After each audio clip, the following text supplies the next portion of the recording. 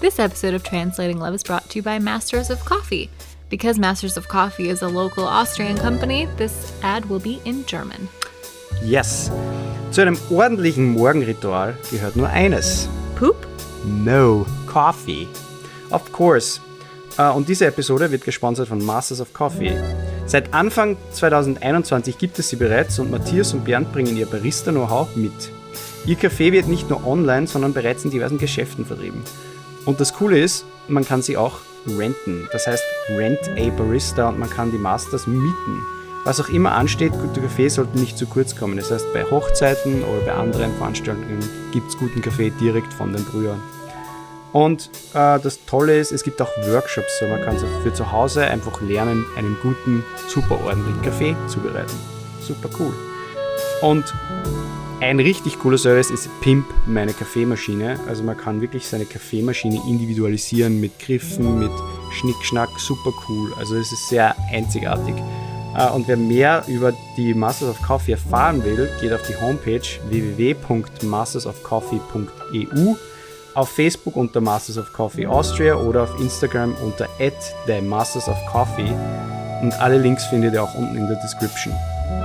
Das Tolle ist auch, wer in der Linzer Area ist, kann sich auch ein persönliches Bild machen und jederzeit auf einen Café bei den Jungs im Store in der Leonfeldner Straße 328 in der Lederfabrik vorbeischauen.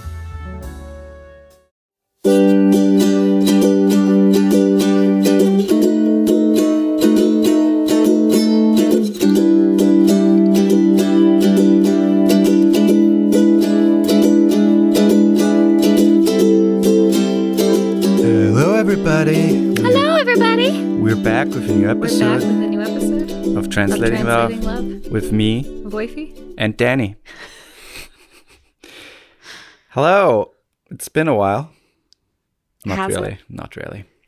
But Like we're a month, back. right? We can actually call it season 2 now, if we want to.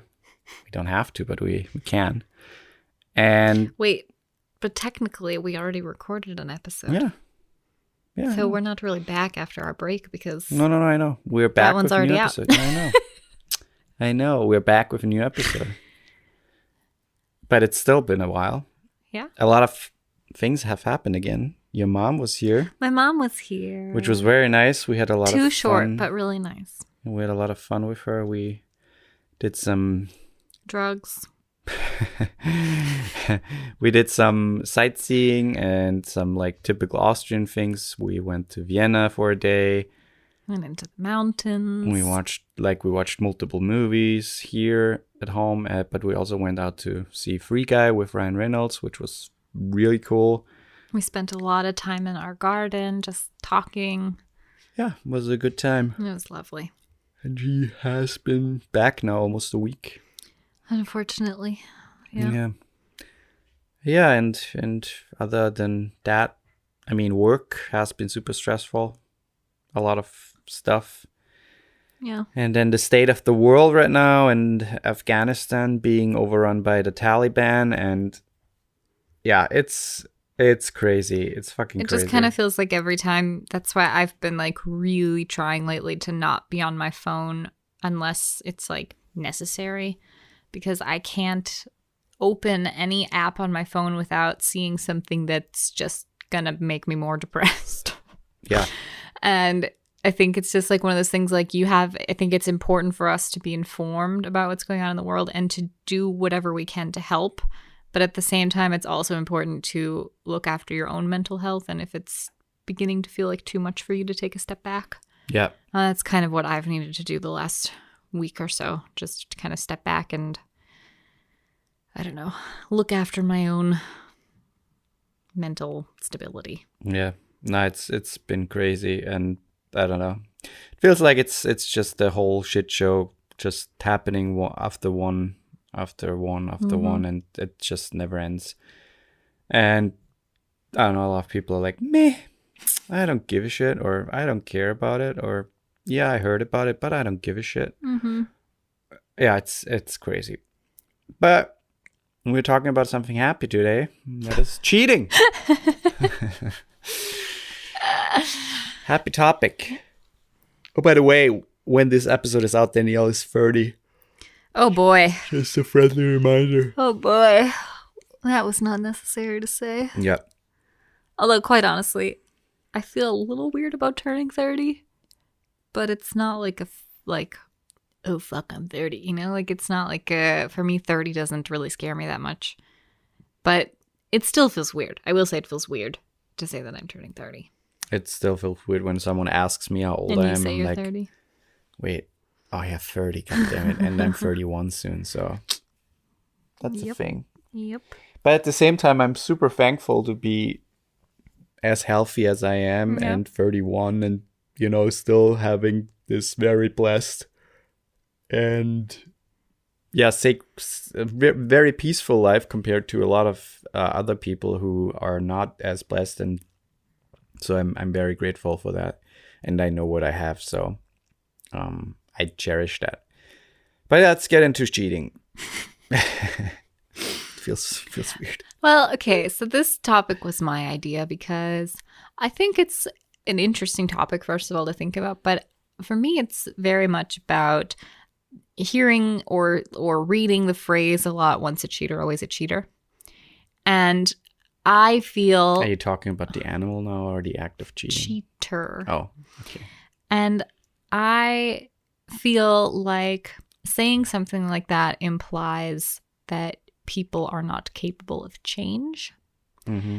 And so I kind of wanted to debunk the once a cheater, always a cheater, and try to like get people to see a different side or to have faith in people more than to, you know, drill it into or burn it really into everyone's brains and your own brain, you know, that if you cheat, that's what defines you as a person. Mm-hmm. So I thought we could talk about it a little bit. Also, I think an interesting point also is like when is cheating starting? Like, what is the point where someone starts cheating or is a cheater? Because I think that those are like things that people might have like different opinions about. Yeah. And I don't know, what do you think? What is in your opinion? When is cheating starting, or what is cheating? The thing is, I don't think that. Oh, you mean like how somebody starts, not like when in their life? No, like how like what act would you define as cheating already? Like besides obviously having intercourse with someone else. I mean, kissing somebody else, I consider cheating. Yeah. I think there is also emotional cheating. That's a more fine line, but I think that it's a thing. Yeah. If you have a very intimate, like emotionally intimate relationship with somebody else and you keep that from your partner and your partner has no idea about it, I think that's a form of cheating. Yeah, I agree. Really any inappropriate physical touch. I think it's a fine line to call it cheating, but still, I don't know. I think that's a hard definition. Like if someone touches you inappropriately, you mean? Yeah, like if you're like, I mean, holding hands with somebody else, nothing's like, okay, I get that. Okay, I thought maybe you get touched by someone and you didn't even want that, or you didn't. No. I'm talking about you as the person who's doing it. Okay. Yeah. Yeah. No, I agree. I agree with all of those. I think the an interesting thing is like the emotional cheating, or like nowadays with, you know, texting and all of that stuff and being on social media or like Tinder or whatever. I think there are a lot of ways where people can, you know, meet up and engage and also get to know each other. And I think there's like this fine line where maybe and that was for me the case basically, where I knew, okay, my current relationship is not where it should be, and I know it should end already, should have ended already, but there were never like there was always something in the way, or I wasn't like as strong enough to really end it. And so I fell into, you know, becoming closer with someone else, which was you. And that was definitely a form of cheating where I basically had already like started a relationship with you, even though I was still in a relationship, which I would not repeat because it's shitty for everyone involved. And also it's not fair to your partner. current partner. And I think that's the biggest point. I mean, cheating is shit, but falling in love with someone else, or your current relationship is not as strong anymore, or for whatever reason you grew apart. Those are all things that happen, and that's fine. But I think you owe it to your partner to be honest and end it on a fair note, where you don't start anything before you end it. And I think it's also important to remember that all of this said, by the way, is not to give any type of excuse for cheating, or not to say that it's ever okay, because it's not. But I think that I was just going to say another point and then I lost it. Because that one popped into my head in the middle of my other thought, because it's important to say that it's not. God damn it, maybe you think about it. Okay. But I mean, I was never the type where like I still consider myself not the type of like a cheater. I'm a very, very faithful and honest person in terms of relationship, and I'm trying to be the best, even though I make mistakes, and I'm trying to learn from them. And that's what I was going to say, that we're all human. You just reminded me of by saying that. And yes, we're all human, so it's fine that you once in a while make a mistake where maybe you don't necessarily hurt the person, but I mean, if that happens, that's shitty, but that you can still be honest and faithful, or as as good as possible about it, and try to end it on the best note possible in this situation. But what I want to say is, I still don't consider myself as a cheater or someone who cheated, even though I did. But on the facts, I did, and I still, I feel bad for it that I didn't really end my relationship sooner and avoided the whole thing. But yeah, I learned from that, and I those things where you maybe drift apart, or you know that your relationship is not as strong as it used to be, or you're not into each other anymore as much, whatever reason it might be, then that might be a sign to, talk with each other and say, okay, can we do something about it? Can we re-spark the flame, or do we need to see someone? Or maybe it's the time to, split. And try to be happy again. Yeah. Can I talk now? Please. I just from my side of things, so I consider myself, and I know you're gonna make some joke, I consider myself a good person. And no joke. No. But I have not always considered myself such. And for example, when I was younger, before I was in my I had 2 serious that I would consider serious relationships before you, and just dated, before that. But before my serious relationships, boys were not very nice to me. They treated me until they they ignored me, and then once I started developing and becoming more of a feminine person, then I started getting attention, but for all the wrong reasons. And so I felt like I was never really treated properly by young men.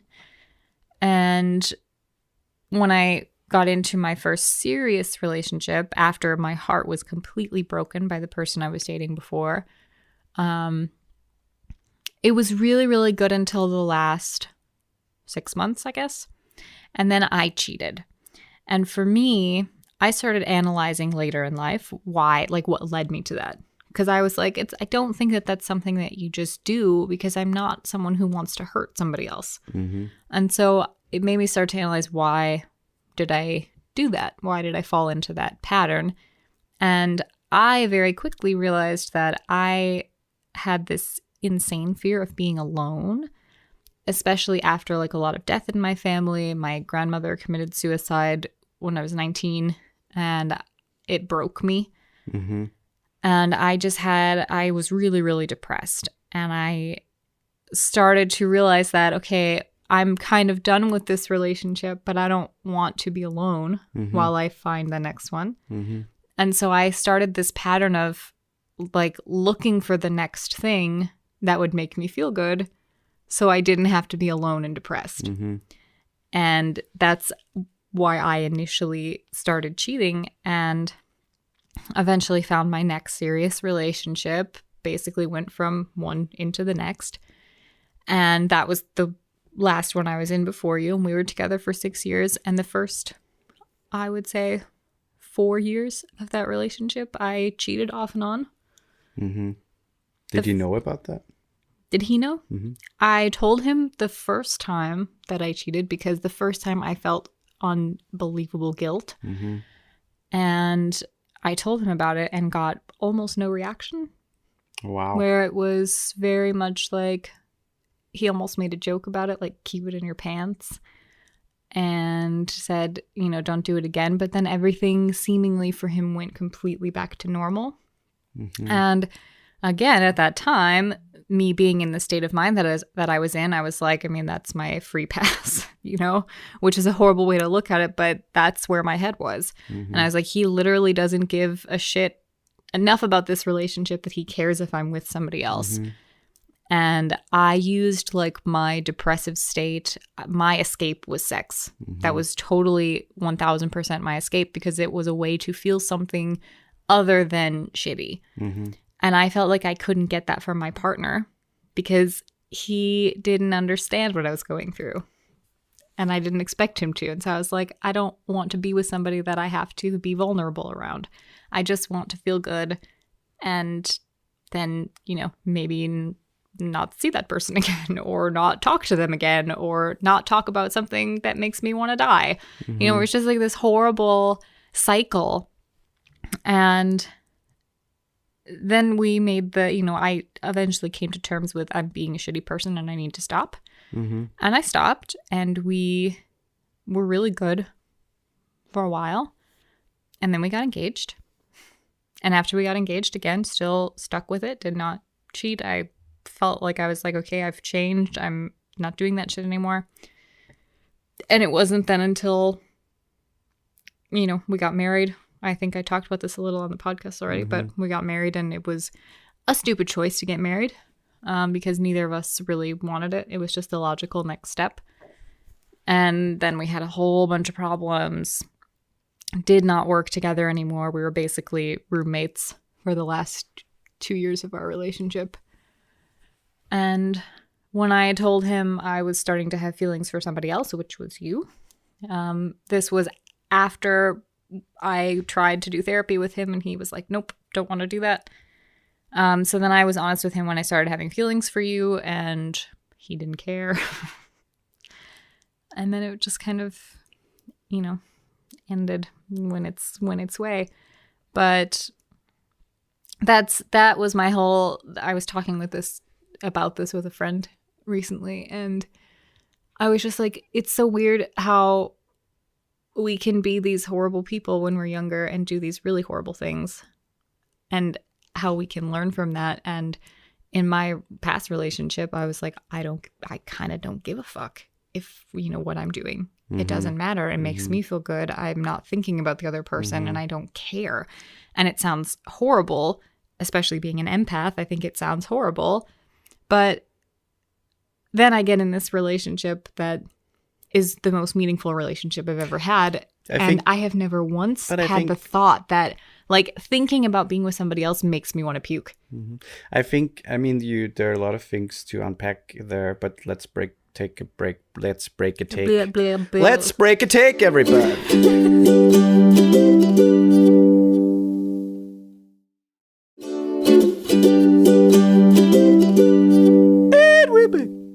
So I think there are a lot of things. I mean, first of all, there's like a selfish but also self-destructive behavior in there. Totally. And which stems maybe from trauma, from some not resolved loss, other things that happen in your childhood maybe, or in your past relationships maybe, where your boyfriends or man didn't treat you well, or stuff like that. And then, also depression, but not knowing what depression was. Right, I didn't realize right. I was depressed. And I think there's then also, I mean, we are all naive going into our first relationships.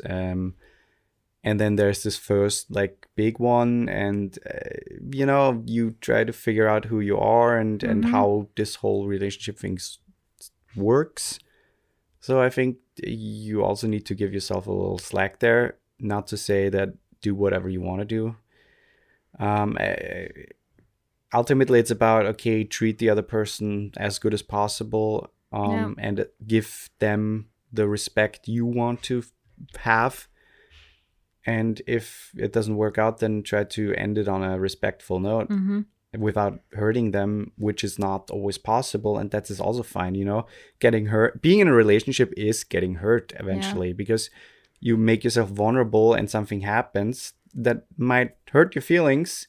Not to say that it's a breakup, but it can be something shitty the other person does or says in a fight or whatever, and you get hurt. So if you don't want to get hurt, don't be in a relationship. Simple as that, which I'm not saying that you shouldn't, because getting hurt is also part of the whole growing and learning. And I think from getting hurt, I think you can also then choose better what you want in a relationship, and also maybe treat people better in next relationships. I think it also helps you realize or learn a lot about yourself as a person, and recognize also the things in the relationship that are not good for you.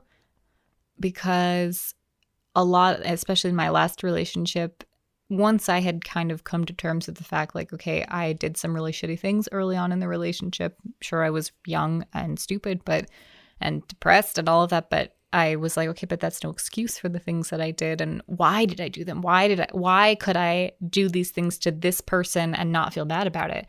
And that made me question already more than I was already questioning the relationship itself. Like, why? There has to be something about this relationship that's not good for me if I'm okay with doing this. I think also a lot of people, when they cheat, they feel like, okay, I don't want to hurt the other person, but then they cheat, and by cheating, they hurt the other person eventually much more, because it always comes out either way, or the other person suspects it at some point. So I think in the end, cheating is never a good thing. Never, obviously. And as you said, if you cheat, you should look at yourself and why you do it, because there's something. And cheating very often, at least I believe very often, has way more to do with you as a person than the person being cheated on. Right. So it in my case, in the last relationship, it had a lot to do with myself, but it also made me realize the things that were wrong in the relationship, which doesn't necessarily mean things were wrong with him. It's just things about, like, his qualities did not match with mine. And it became like, I realized that relationship was very emotionally abusive towards me. So he was very emotionally abusive towards me without trying to be, but his behavior was such that it was that. And, you realize that it just doesn't work. It doesn't work, and you need to take responsibility for that. And that's one of the biggest things I took out of really self-reflecting about all of it, is that you need to take responsibility, and you need to analyze your relationship while you're in it. You need to be open with each other and talk with each other. And we say it all the time, communicate and put in the work equally. Yeah. Because there is no excuse for cheating. Not at all. I think the hardest point, if you're like in a relationship where you feel like, it's not going anywhere, and then you look for something that you might not get in your relationship anymore, like outside of the relationship, like over Tinder, or you have a friend that you might like, and you start connecting a little bit more. I think the hardest thing is to recognize that behavior and look at it and see, okay, fuck, there is something going on. I might not be honest with myself and also with the relationship, and we have to talk and see, where are we at, and is this going somewhere, or do we have to maybe put in more work and go see a specialist, or is it worth it, or say equally like, okay, maybe it doesn't work anymore. And that can be, for one person, it can also, I mean, sure, the best thing would be if both people say, okay, yeah, that's true, it doesn't work anymore. But if it doesn't work for one person anymore, that's also valid. And yeah, it might hurts if you are not the person. Yeah. But it's valid, and in the end, it's better for yourself, because you don't want to be in a miserable relationship where you might get cheated off all the time, or the person treats you like shit, or there's no love involved in it anymore. Yeah. And I think it's important to say that if you have been cheated on in a relationship, then my heart completely goes out to you. And I think both of us. Don't tell my heart what to do. And it's shitty and you don't deserve it. And if you have been a cheater, if you have cheated in relationships, don't let it define you. Yeah. And I think it's important to say it's not okay if you have done that, but it doesn't have to define who you are as a person. And you are capable of change, because everyone is. I've been on both sides of it. I've cheated, but I've also been cheated on multiple times. And which seems crazy to be cheated on and then be someone who then cheats. But we're all human. We all make stupid mistakes, and we all go through a lot of shit. That doesn't excuse it, but it leads us to do stupid things. That's true. That's true. And I think that we got to cut ourselves a little slack and be honest with yourself, and don't ever try to make an excuse for why you cheated, because there is no excuse. But you can analyze it, and you can figure out what led me to do that. Yeah. Not what can I use to excuse it, but what led me to do that and how can I change? Yeah. Change is always possible. Yeah. And if you're willing to put in the work to change, look at yourself and look at your faults, then, you might overcome those things, those urges, those, yeah. And if you've been cheated on, no, you don't have to forgive the person who cheated on you. That's not also what I'm saying. No. And you don't ever have to talk to them again. But also try to, as best you can, move forward and still be able to trust in relationships, because not everybody is a cheater, and people who have cheated in the past doesn't mean they're going to cheat again. Yeah. I think if you have an open and honest relationship and you both are vulnerable with each other and you feel safe with each other, that's the best environment that you can be in a relationship. Yeah. No matter what either of your pasts are. Yeah. Something else to add otherwise? I don't know. I don't think so. Just I urge everyone out there to stop using the phrase "once a cheater, always a cheater." To unless have it's an animal, have a little faith in yourselves and your fellow human beings, and encourage change. Don't try to make people feel like they are incapable of change, or that a mistake that they made, because in reality, cheating is a mistake. And if we were defined by every mistake we made, I mean, how miserable would life be? True. So that is also a mistake that is made, and we shouldn't define people by it. I just would like, if you have any stories about cheating, or if you have an opinion about it that we maybe not got to yet, or you have a different opinion, just let us know what your take on it is. And if you have a question or whatever, you can reach us on our Instagram. Indeed. Anchor page, and all the other stuff that's linked down below in the description. And if you like what you hear, please consider subscribing.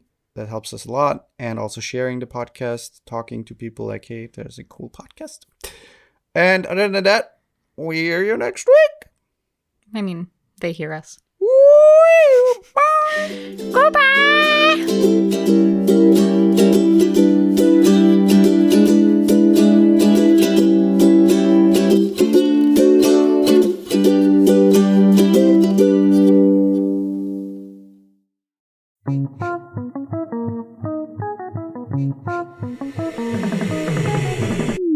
Hey, I'm Kara, host of the Conquest of Bliss podcast, a show designed to help people explore well-being in a casual setting.